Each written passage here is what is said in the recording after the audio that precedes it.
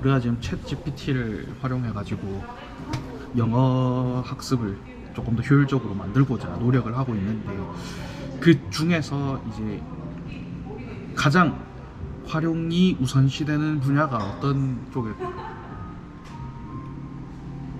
영어의 4대 영역 중에서 4대 영역이 뭔가요? 자, 영어의 4대 영역은 리딩, 리스닝, 라이팅, 스피킹이 있어.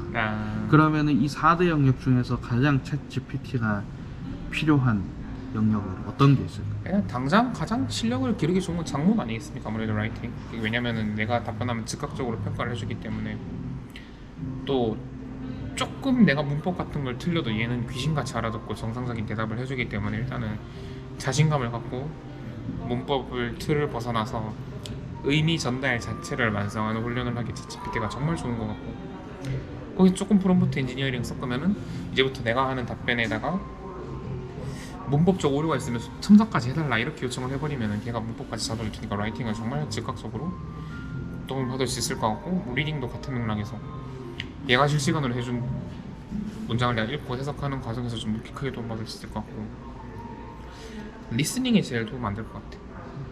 의외로 스피킹은 좀 도움될 것 같은 게 TTS 아니지 그 뭐지 스피치 투 텍스트 서비스가 많이 나와 있어서 플러그인도 있어. 그래서 내가 이렇게 크롬에다가 그 플러그인 깔고 말을 하면은 그게 텍스트로 변환이 돼서 자동으로 챗GPT한테 가는 게 있는데, 두 가지 측면에서 스피킹 연습을 할 수 있지. 첫 번째로 그 모듈이 내 발음을 못 알아듣는다, 내 발음이 구리다, 내 발음을 수정하자라는 피드백이 가능하고, 알아들었다, 그 경우 걔가 이제 내 답변에 대해서 평가도 해주고 할 테니까 이제 스피킹 실력에도 좀 도움 많이 되지 않을까.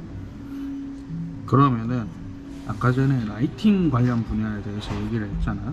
근데 라이팅에서 이제 제일 어떻게 보면은 기계적인 번역이나 아니면 기계적인 첨삭은 뭐 기존에 있던 그런 툴에서도 가능은 했을 수도 있어. 뭐 저런 뭐 그래말리 같은 그런 어플리케이션 막 광고도 나오고 그랬단 말이야. 그 뭐 워드 이렇게 밑줄 쳐주는 것처럼. 밑줄 쳐주고 이거 어떻게 수정해라 하는, 그러니까 그래멀리인가 하는 어플리케이션이 있었거든. 워드에도 있어. 그 복수 단수 틀리면은 파란색 쳐주고 이거 뭐 단수 틀린 것 같습니다, 복수형으로 바꾸세요, 이런 거.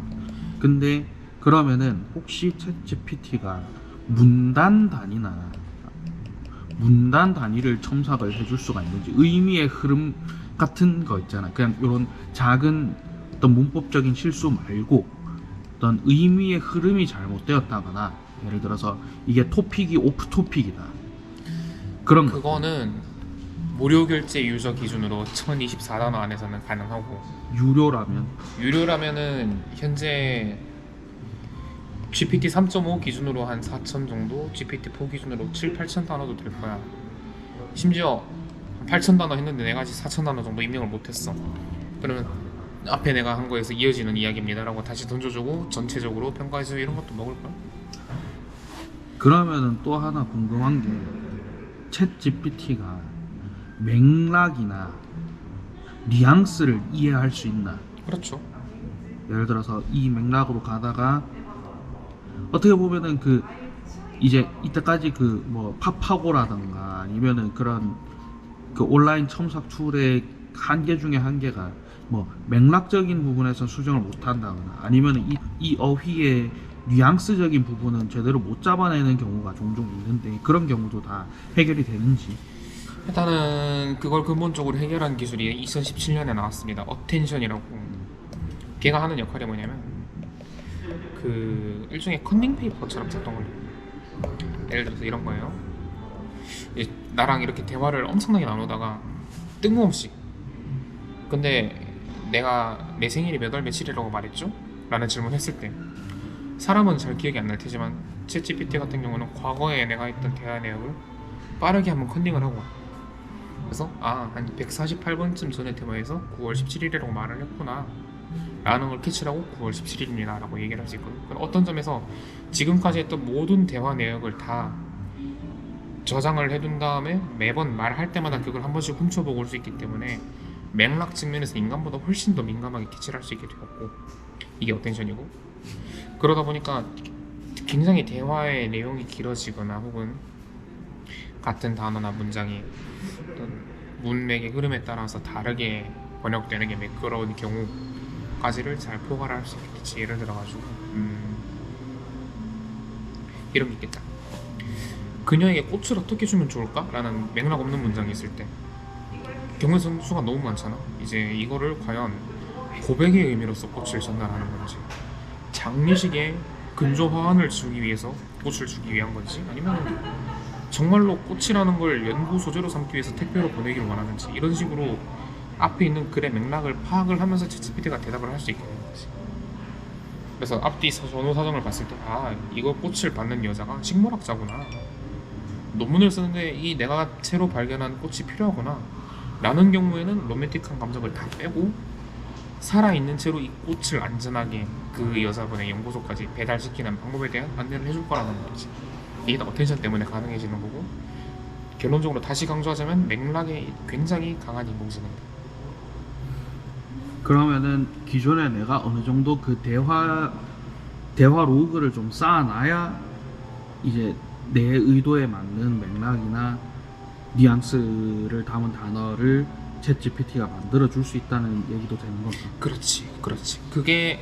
그거를 스스로 깨달았다면 넌 지금 상위 1% 안에 든 거고, 왜냐면은 그거를 이해를 못해서 챗GPT가 아직은 모자라다, 아직은 우리 직업은 인공지능이 들어오기 멀었다라고 착각하는 분들이 굉장히 많이 계시는데, 결국에는 그분들도 내 분야의 어떤 유용한 정보들을 미리 채팅창에 잔뜩 쌓아두고, 혹은 내 사고방식을 챗GPT한테 그 입력을 해준 다음에 질문을 한다면 훨씬 퀄리티 높은 답변을 들을 수 있었겠지. 그래서 이제 영어 같은 경우 이제 맥락 같은 걸 잘 알아야 되는 언어 교육 같은 경우에도 이런 글을 주고, 이 글 본문에서 로미오가 줄리엣에게 뭘 줬는데 이거는 로맨틱한 의미의 전달이었다, 혹은 이런 상황에서는 이 사람이 저 사람에게 어떤 금속을 줬는데 이거는 업무상 전달한 거다 라는 식으로 맥락을 잘 알려준 뒤에 어떤 사건을 던져주면은 얘가 정말 기가 막히게 잘 파악할 수 있다 라는 게 어텐션이고, 그렇게 미리 쌓아두는 행위를 프롬프트 엔지니어링의 일종으로 볼 수 있지. 그러면은 요거는 영어하고는 관련 없는데 챗 GPT에다 개인정보나 민감 정보를 입력하지 말라는 거예요. 그러면은 그게 개인정보 보호가 되지 않아서 그러는 거야? 아니면은 어떤 이유 때문에 그렇게 얘기하는 거야? 자, 이거는 실무적인 견지에서 그리고 실질적인 견지에서 다 말씀드릴 수 있을 것 같은데요. 개인정보는 개인정보 전달 동의서를 받았을 때 전달을 할 수 있고, 보통 이 서류의 범위가 국내로 한정돼 있어.